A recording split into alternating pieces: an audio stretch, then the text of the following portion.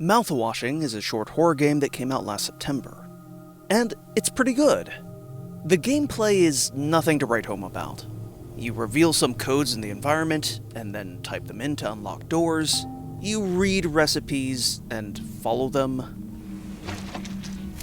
You solve a couple of gruesome puzzles, and there are 2 stealth encounters, with specific rules you need to tease out. It doesn't feature the most challenging or engaging forms of interaction ever devised. But where Mouthwashing really shines is its story, and in particular its story's chronological structure. The game opens with the character you're playing as deliberately steering a spaceship into the path of an asteroid. From here, we flash forward 2 months after the crash. The ship and its crew have survived, but are worse for wear. Emergency foam has flooded the ship, preventing decompression but also restricting access to key areas and resources. The crew has 4 months of food rations to sustain them over 6 months of travel. Painkillers are also running low, which is bad news for the captain, Curly, who survived the crash but is mangled and requires constant pain management. The former co-pilot and now acting captain, Jimmy, who we're playing as in this section, has some tough choices ahead. But before we can get around to those choices, we flash back to a week before the crash. From here on in, the timeline keeps shifting, and you can never be quite sure when you're going to be uprooted and plonked down in a different time. Which is a bold choice. So let's talk about it. Most video game stories operate on a straightforwardly linear level, animated by this simple question, what happens next? Your player character has a goal, and the question becomes what new obstacle is going to be thrown in their way as they try to achieve that goal? What bosses are we going to have to fight? What key items are we going to have to collect? But there are other modes of storytelling with different sorts of question structures. You have mystery stories, in which some key piece of information has been omitted by the exposition. The primary question in a mystery story is not what happens next, but instead, what did happen? Who stole the precious artifact? Who poisoned the dinner guest? You have examples of these in games as well. You also have suspense scenarios, in the mold that Alfred Hitchcock made famous. There's a ticking time bomb that the audience knows about, but the characters don't. We do ask questions about the future in this scenario, but they're more specific than just what happens next. Instead, we ask, will the terrible outcome we're dreading, that at this point seems the most likely, actually come to pass? Or will the protagonist discover the danger we know they're in and escape? This type of storytelling has historically been quite difficult for games, at least single-player games, although you can find weird experiments along the edges if you know where to look. The shifting timeline of Mouthwashing allows it to mix and match multiple modes of question asking. 2 months after the crash, when the crew discovers that the cargo they're hauling is mouthwash with 14% ethanol content, we ask, what will happen next? Is the crew going to drink themselves to death, given the hopeless situation they're in? Flashing back to 6 days before the crash, we know, in broad terms, what happens next. The crash happens. So now the question is a psychological one. What's going on with Captain Curly right now? Why is he going to crash the ship in 6 days? We're playing as him right now. What's going to befall us and push him over the edge? Jumping ahead again to 4 months after the crash, our crew is in a nihilistic funk, soused on mouthwash and considering poisoning themselves with it. It's getting depressing now to speculate what might happen next. So right here, as things start to sag, the game throws a curveball in the form of a flash forward to a third timeline, a countdown to judgment, in which the crew member Swansea attempts to murder Jimmy with an axe. So now we have a new, more specific question. What's going to motivate that? What's Jimmy going to do? the game has found a new way to give players more information than the characters they're playing as, generating new modes of question asking and new avenues of engagement. Critics like this structure quite a lot, even as they grasped for words to describe it.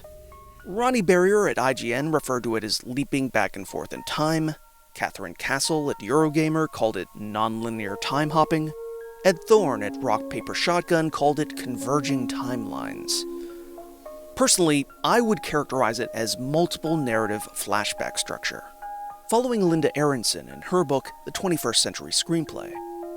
Aronson analyzes several films in which a turning point or climax of a story in the past also serves as the triggering crisis in a story set in the present.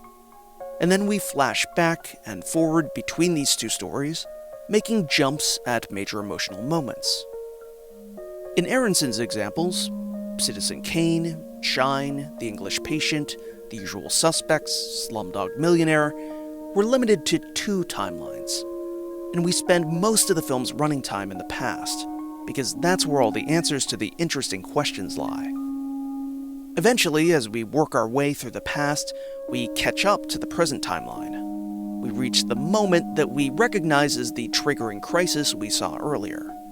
Having resolved the 2 timelines, these films continue on to the present tense conclusion with no further flashbacks.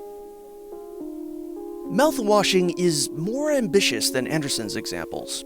It has 3 timelines rather than 2, with the chronologically latest timeline being introduced before the flashbacks to the chronologically earliest timeline have been completely resolved. And on top of this triple narrative flashback structure, the game also has several hallucinatory dream sequences that begin popping up before the final timeline is officially introduced, but that seem to reflect a character's headspace during the events of that timeline. It's an impressively complex structure. To help guide us through the tangled chronology, the game makes smart use of its limited space.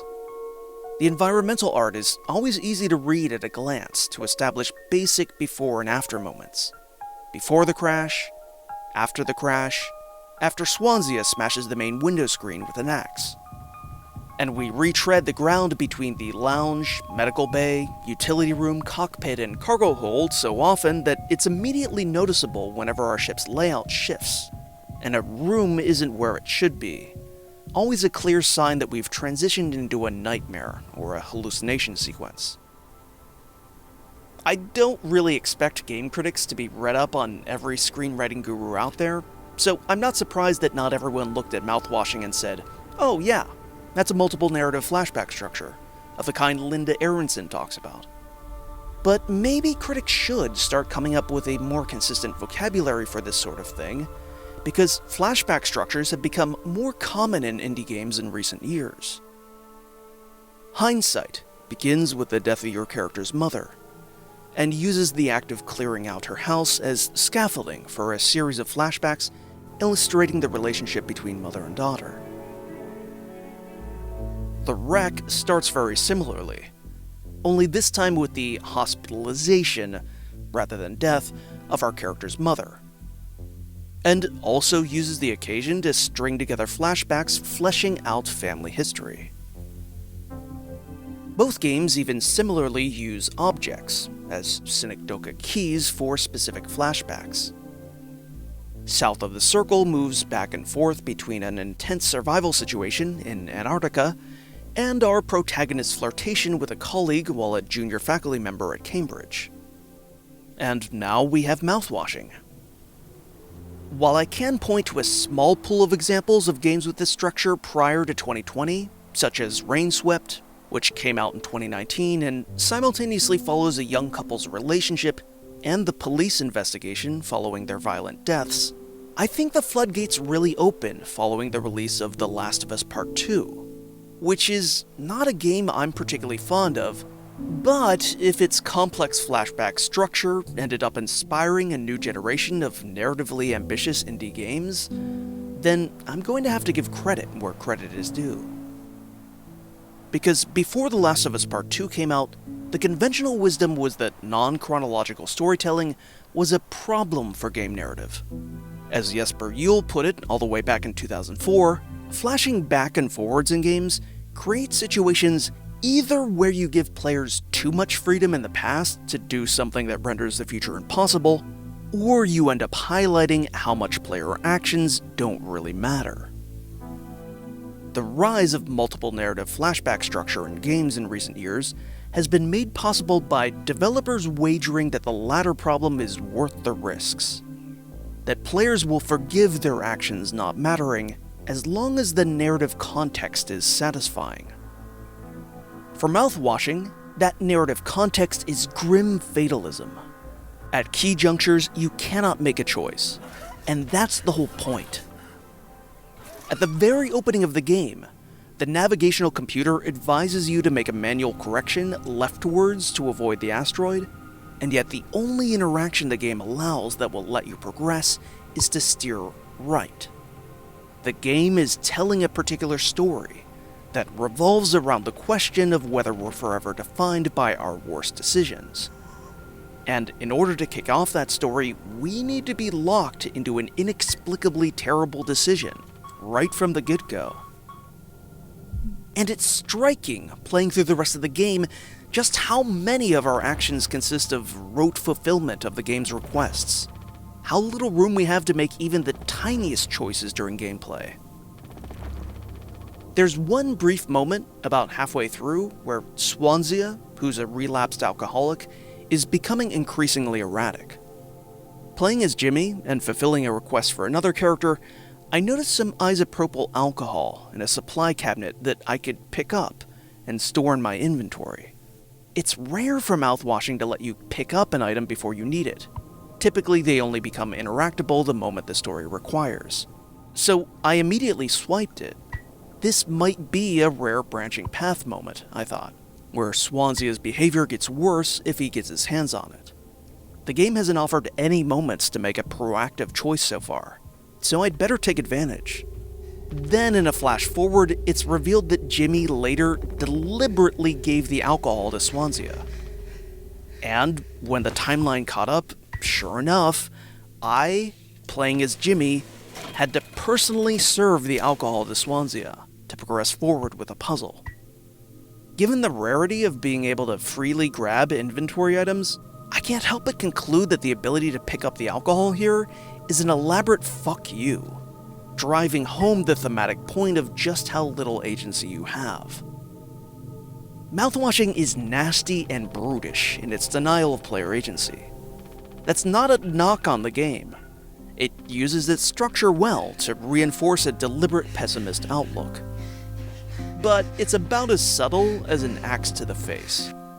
So I'd like to supplement my discussion of it with another extended case study of a second multiple narrative flashback game. South of the Circle, like Mouthwashing, begins with a crash. A plane carrying our protagonist Peter has crash-landed in Antarctica. The pilot is wounded, so Peter must make his way to a nearby base and look for help. This will be the present tense of the game's narrative, and we have some immediate and pressing present tense stakes. Will Peter and the pilot survive the elements long enough to find help?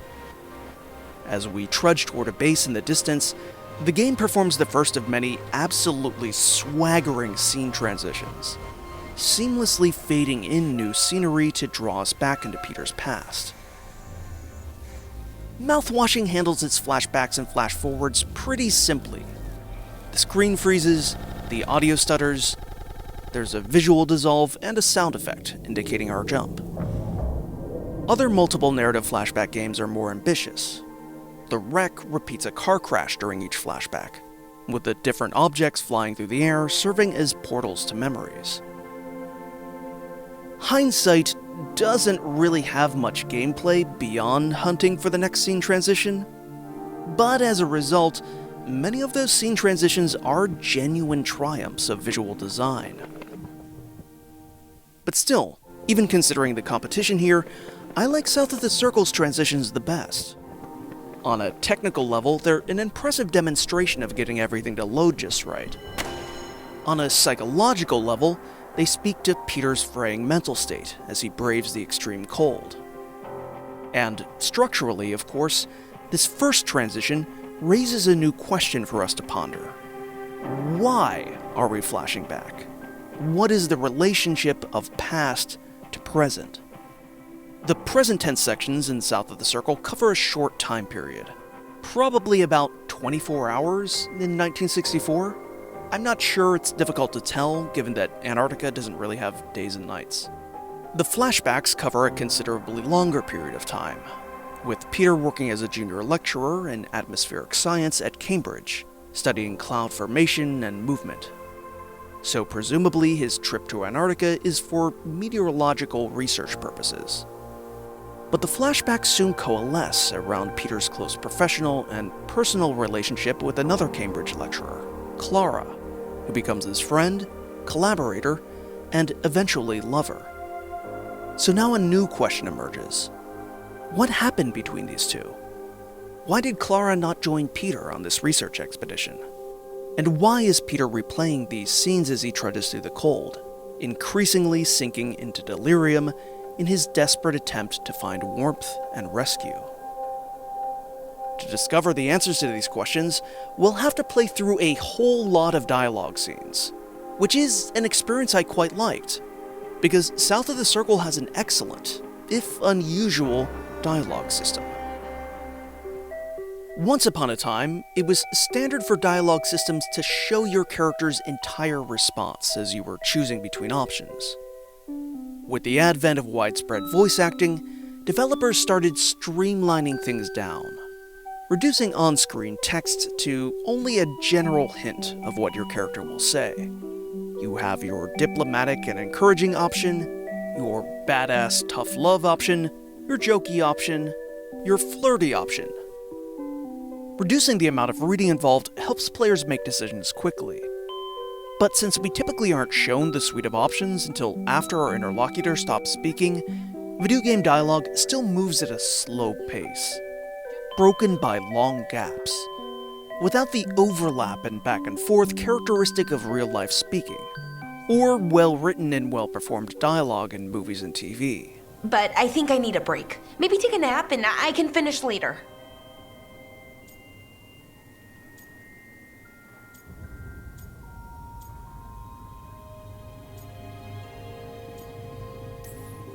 Personally, I always endorse napping. South of the Circle sports a radically simplified dialogue system.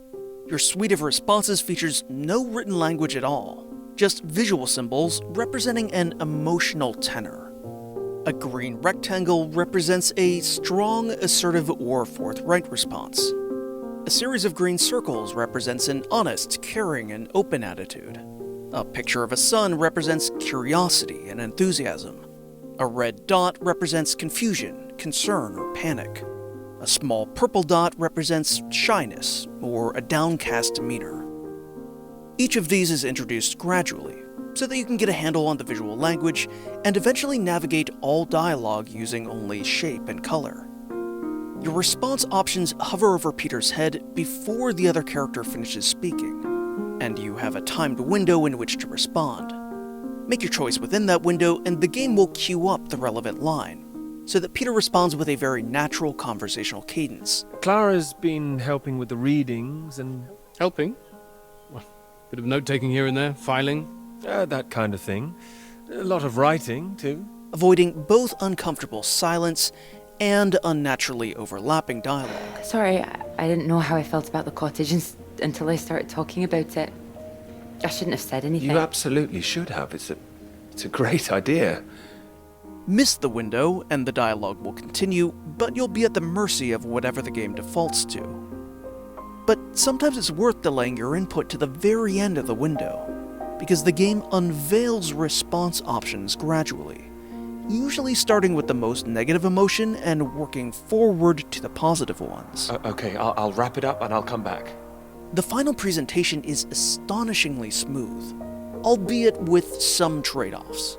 Playing the game feels like being a director on a set, steering an actor's performance towards one dominant emotion or another. It feels less like you're actually writing a character's lines. Which it turns out is fitting, because the story of South of the Circle is all about who has agency, who has power, who gets credit, and who's just going along for the ride. Peter's scholarship is stalled out when he meets Clara. He's working on a paper laying out a method for predicting cloud movement, but motivation has been difficult because it's nothing truly novel. Clara helps him see the project with new eyes, and together they realize that the same method can be used to track the origin point of atmospheric radiation. A handy tool for UK intelligence, it turns out, in efforts to pinpoint the location of Soviet nuclear testing. As the flashback timeline gets closer to its convergence point with the Antarctica scenes, Peter's mentor pressures him to remove Clara's credit as co-author on the project. The motivation here is part garden variety mid-century sexism, part Red Scare. And for the mentor, the two are seamlessly synthesized. He wants to keep women out of the university because he thinks they're all communists. Clara is active in anti-nuclear protests, which has made her a target for investigation. There are multiple paths you can nudge Peter down here. Peter can attend a demonstration with Clara and her friend Molly. Wouldn't miss it. Or he can avoid it, for the sake of his reputation. You can forcefully advocate for Clara's role in the scholarship, or you can throw her under the bus. The paper's mine. But a sense of futility hovers over all of this. After all, whatever direction we nudge Peter in, the flashback structure means it's always predetermined that Clara ultimately doesn't accompany him to Antarctica. Whatever phase of his research this trip represents, she's no longer a part of it. These characters can't escape that aspect of their fate. And there's also no escaping the larger historical and cultural moment. Clara's friend and fellow anti-nuclear proliferation protester Molly is arrested and charged with being a Soviet spy.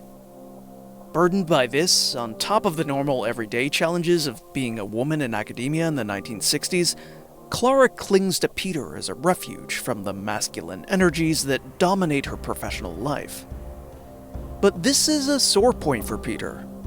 Growing up, his father reprimanded him for spending his time reading, for losing fights at school, and for inadequate physical fitness. I'm doing my best. Yeah, that's what I'm afraid of. This has left him with the lingering desire for affirmation of his masculinity, and also a tendency to neglect the ways in which Cambridge is a boys' club. Both of these cause tension with Clara. And then, as though it's some roundabout way of proving himself to his father, Peter's academic successes lead him to Antarctica, with its constellation of rival military bases and harsh climate where only the strong survive. His only companion, a jingoistic pilot, encouraging him to shoot any Russians on sight. There's a danger of this particular thematic thread becoming too pat. You could uncharitably summarize South of the Circle's overall message as nuclear war is the ultimate manifestation of toxic masculinity, which sounds like a circa 2018 Jezebel headline. But I'm inclined to be charitable to South of the Circle. The transition points that serve as the hinges to its double narrative flashback structure aren't just technically impressive. They also ground the game's somewhat overextended themes in the figure of a specific man who has specific regrets.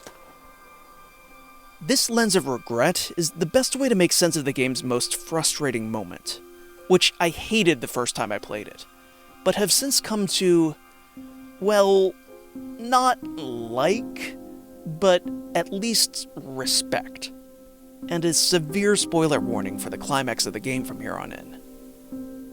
At the moment the Cambridge timeline closes its gap with the Antarctica timeline, we witness Clara and Peter's final argument. She brings up all of the times Peter remained distant, avoided fraternizing with her to remain part of the boys' club, didn't sit in on her lecture when she invited you, didn't go to the protest with her and Molly. But the thing is, her memories don't reflect the choices you actually made as Peter. If you sat in on her lecture, she'll say you skipped it. If you joined the protest, she'll say you chickened out. She even gets the small, inconsequential stuff wrong.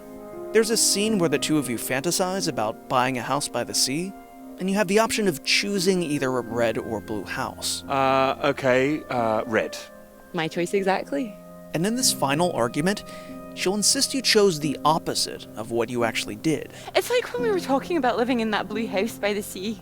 The game shows you what all of your actual choices were right at the top, making it clear that this is a deliberate design decision, and not some mistake when tracking variables in your save file. It's frustrating, but I don't think we're meant to be like, oh, Clara's such a bitch, so up in arms about the patriarchy that she actively misremembers everything that happened between us, making up excuses to hate us. I mean, I guess you could have that takeaway, but it would be an odd one given the surrounding game. I think the game is making a larger point about how proximity to power and prestige can be a potent motivator for self-deception. All of the events of the game have been filtered through Peter's subjectivity, and Peter's not necessarily a reliable narrator. He's not even particularly observant. In that very same scene where you choose the color of the house you want to live in, you can comment on Clara's top. Peter insists that it's the same sweater she was wearing when they met. You were wearing that lovely sweater you got on now, weren't you? Clara says no, she just bought it. Well, I only bought it recently. It's a new color for me. You can actually go back to the first scene and see that Clara's model is, in fact, wearing the same top as she is here.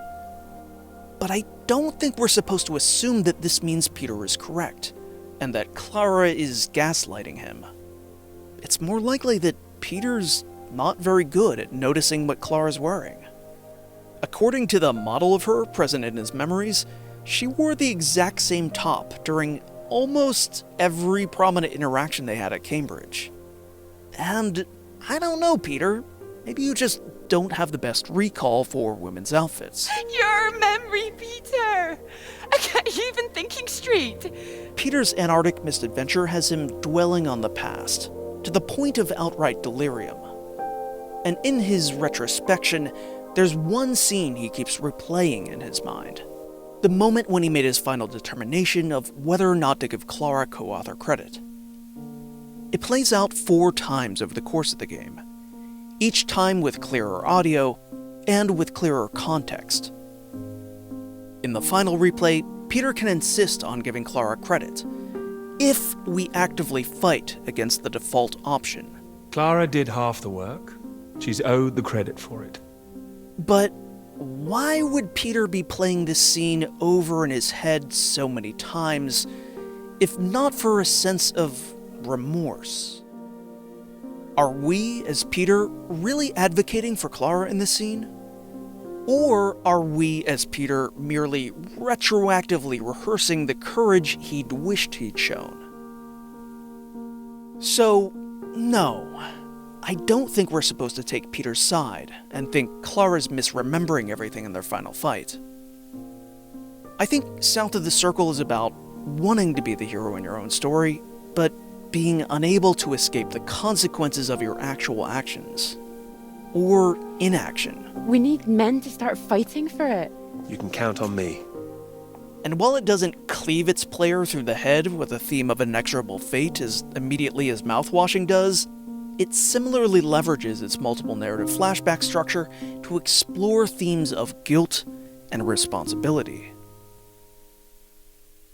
The great filmmaker Robert Bresson once wrote, "The soundtrack invented silence." We call films made before 1927 silent films, but they weren't actually viewed in silence. If you saw a movie in 1917, you'd hear live musical accompaniment. Maybe a pianist, maybe an in-theater band.